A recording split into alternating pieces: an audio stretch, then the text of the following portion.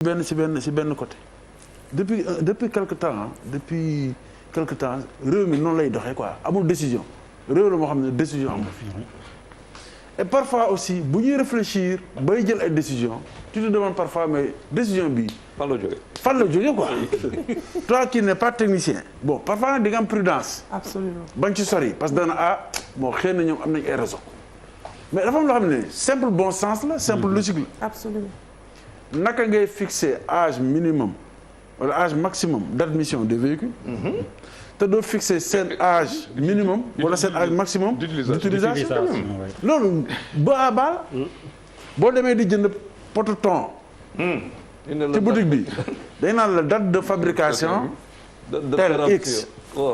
ne la date de péremption X maanaam tey nañ ko defar comme boo demee di jënd meew ñu ne la tey la meew mi kat démb la génn usine fii ak ay bés kenn dootu ko mën a naan wala boo ko naanee loolu ci fekk yaa ko tey Sénégal dañ ne dafa am sama benn xarit bu ma waxtaan ak mu ne ma état pourtant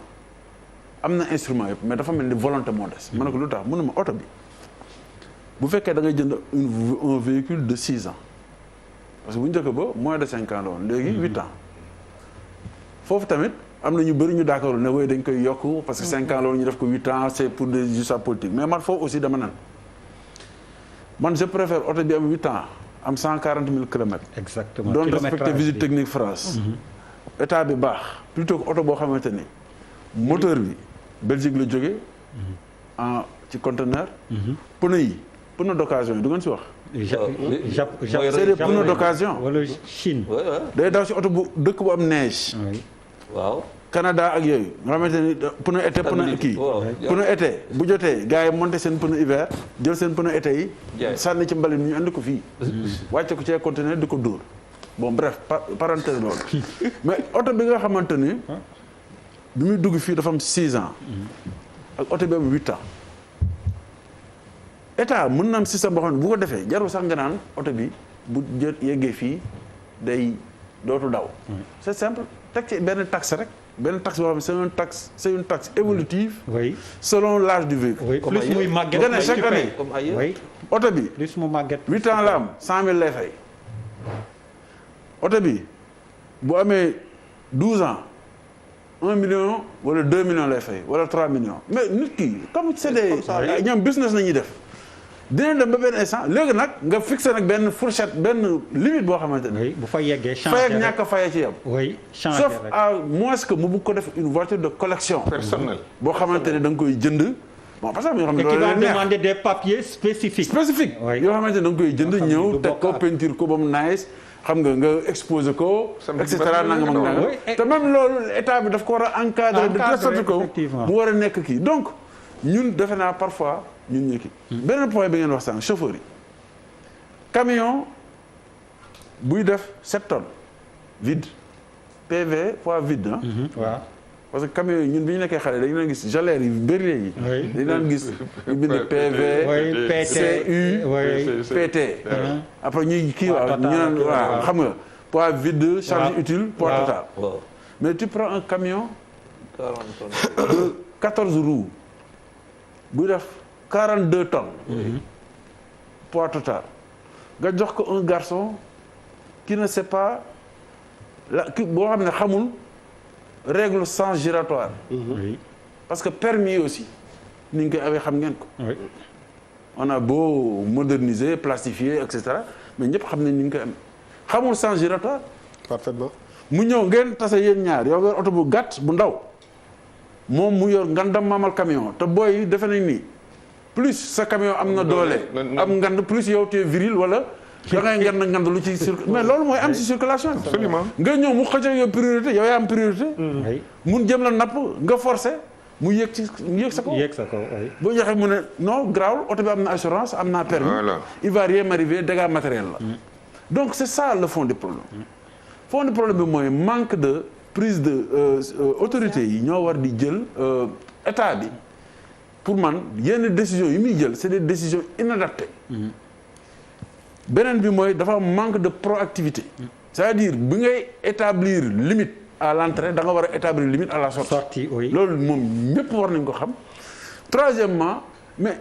fii da ngay dawal bus. 60 passagers bus te defuloo am nga permis bien entendu mais kuy dawal bus di yëpp ay bakkan mais c'est tout doit être comme le pilote d'avion. oui dañ la war a jàngal. au-delà du fait que am nga permis da nga war a def une formation pour mën a dawal un bus de transport au Canada loolu moo fam sama benn xarit étudiant loolu fii léegi bus kii lay dawal camion lay dawal da ngay def formation ñu jàngal la nga jàng école nga ñàkk a jàngal école ci yam am nga sa permis alxuraan nga jàng xëy na boo ñëwee ñu wax la luy bakkan. on les appelle les routiers hein. Les routiers. ce sont les routiers c'est des jobs. dañ lay expliquer lépp dañ leen koy jàngal da ngay am diplôme. base de physique en plus de ton permis. pour mën a yëpp ay nit ay doomu aadama.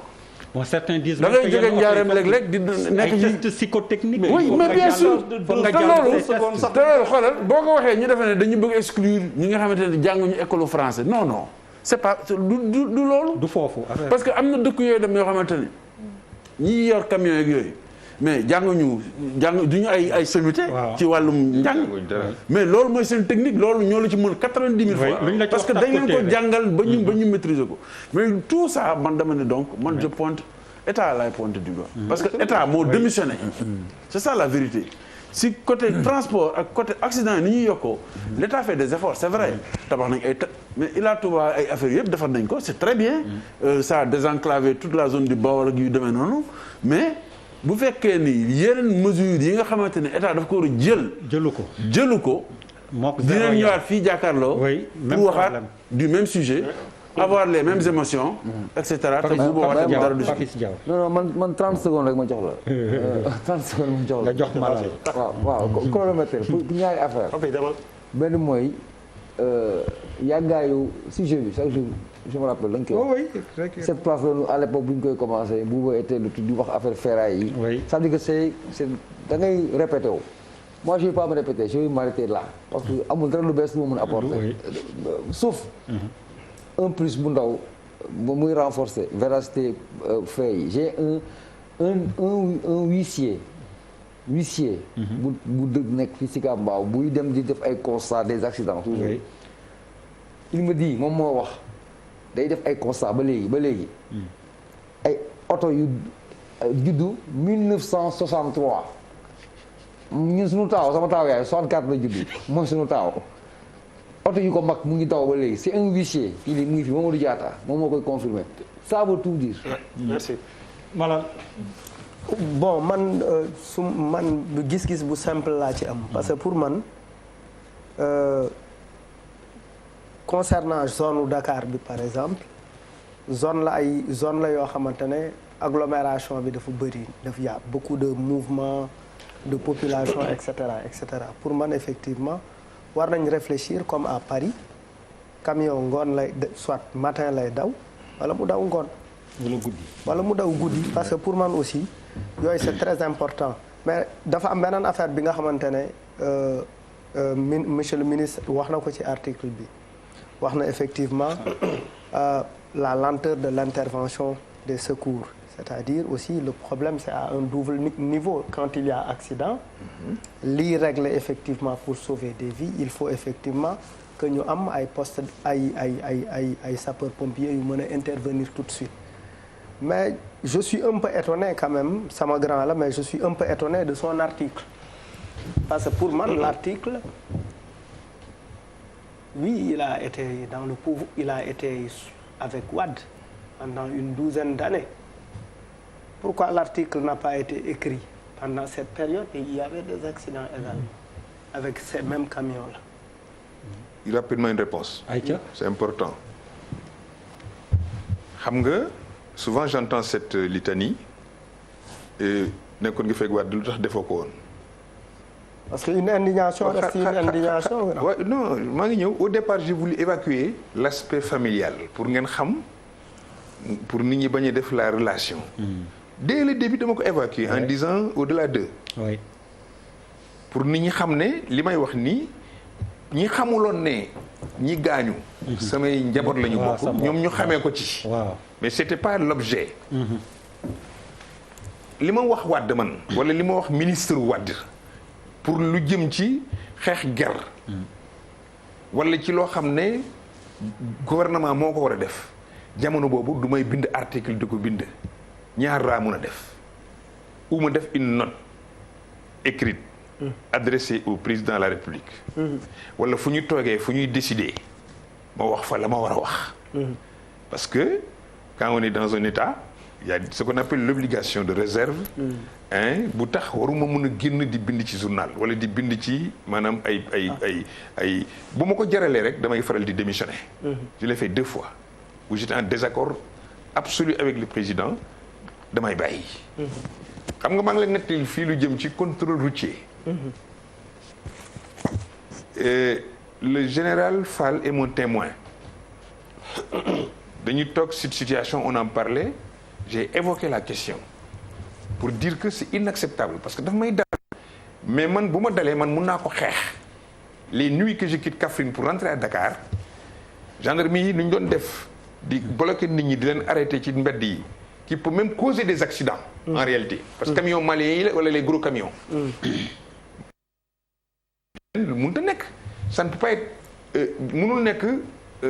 arrêter nit ñi systématiquement solution bu ngeen arrêté nit contrôler ko ña fay romb nañ jàll su ngeen paree contrôler kooku bu keneen ñëwee ngeen bëgg arrêté ngeen arrêté ko mais dañuy arrêté ñeenti oto bàyyi leen ci tali bi te ñiy dawal oto transport nit ñi duñu leen ñemee wax ak ñoom parce que li ñuy ragal mooy ñu daaj leen contravention bi ma ci amee pexe dama ko wax fii ci kaw dañ ko changé il est interdit ba heure bi ma wax ak yow fu ngeen fekkee ci mbedd mi ñaari camions yu arrêté di contrôler bu leen waaj arrêté bu leen neexee ngeen avancé bu leen taxaw ils n'ont pas le droit d'arrêter plus de 3 véhicules et s'ils arrêtent 2 véhicules ñaari oto yi waruñu nekk leeroo ci kaw tali man lu leer laa la wax donc yooyu jaar naa ci c'est-à-dire dama bëgg rek nga def benn nga nangul ma ne bokk ci nguur musa changé li may wax lu ma gëm fii itam defuma ko parce que dama bokkul ci nguur ok j'aurais bien aimé la preuve je n'ai pas parlé de régime de Macky Sall na xam nga am na un jour maa ngi ay commentaires ñu réagir comme ça man leen vous passez à côté moi je dis l'État benn gaa ne ma Senghor ba léegi ma ne ko relis-moi l'État est une permanence que mu nekkoon depuis Senghor ba tey c'est toujours l'État dama bëgg l'État dans le futur jël en compte les préoccupations yi nga xam ne moom la Sénégalais yi bëgg mooy bëggatuñ ay camions yu màggat di daw bay rey ay nit. oto rek de façon grosse. non damay ñëw pare ko ma bëggatuñu oto boo xam ne dafa màggat nekk ay xott yu ñu tóol ñu koy def transport public muy daw bu ko dara mbëkkee mu tasaaroo bëggatuñu ñu am ñoo xam dañuy taxaw ci tali bi au lieu ñu sanctionner ñi nga xam ne dañuy respecté le code de la route ñuy laaj xaalis yooyu c'est des questions de fond qui appellent la mobilisation de la société c'est vrai Bamba waxoon nañ ko bu ñu tàyyi di ko wax nit bu amee kàddu bu ko yàlla mayee mu am chance di toog fu ñuy war a waxee ci li nga xam ne baaxul ci société bi nañ koy wax danañ dem un moment am na loo xam ne kenn ñëweetu ko fi def buuba dañ ko daan def mais tey kenn ñëweetu ko parce que dañ ko wax ba mu jeex fi lii itam nañu fexe ba suñ progrès la réew mi dafa war a dem PSE bi bu jaree comme c'est le programme en cours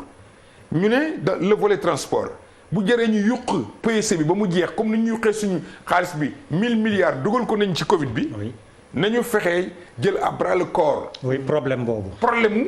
transport bi problème mu visite technique yi maa ngi féliciter ministre bi ci li mu décidé ci fan yi même si dégg naa ci ay coow je ne le dis pas pour le critiquer personnellement mais damay jàllale waxu ñi nga xam ne ñoom la intéressé centre yi ñuy def dans les pôles dégg naa ci coow ni ñu ko joxee c'est pas transparent waaye bu doon sama sago ñu yemale Sénégal yi yëpp dans leur obligation pour ñu am visite technique bu baax mooy Kaffrine région la dañ fa war a def centre de visite technique Tambacounda région la dañ ko fa war a def Fatick dañ ko fa war a def de telle sorte que les populations am proximité avec les contrôles techniques modernes mun na wàññi affaire bi mais bu ko état mënul def baal ma def bu ko état mënul def mais ñu agréé ay privé ñu koy def mais loolu le problème ça se fait dans les autres pays il y a des promoteurs sénégalais qui sont prêts à le faire. Qui sont prêts, mais on a qu'à il y a des promoteurs sénégalais qui sont prêts. mais foofu lay waxee man Diegui, oui, Diegui. Merci beaucoup et je voulais souligner